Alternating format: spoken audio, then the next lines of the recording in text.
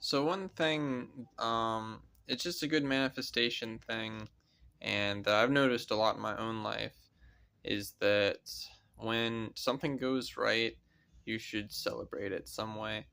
I would say the cheapest thing that the thing that requires the least energy that they'll feel special.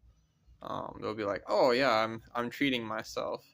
Um, I would say putting thought into it and um thoughtful a thoughtful treat is better than an expensive treat, because I've been there where you kind of want to celebrate something but you don't know how, so you go to the store and you buy yourself something expensive, and then you just feel like, nah, yeah, I don't really care about this thing.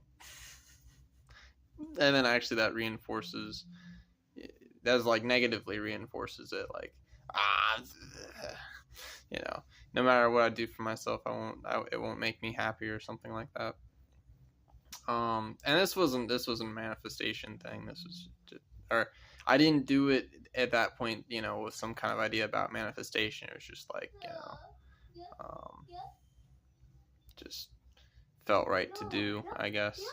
But no, I think um, sometimes just buying something, like you go to the store and you usually buy yourself like a box of cookies, and you get yourself like a more expensive box of cookies that you kind of have been eyeing sometimes but have never really felt like trying it. But that can be risky too, because then sometimes if you get a different brand of cookies, you imagine they'd be really good, but then you try them and you're like, I don't know. So maybe like, we have these little cakes here that they're really nice. They sell them in the freezer section, and they're like really complicated and multi-layered. I like those. I like getting those as a treat for myself when I do something cool.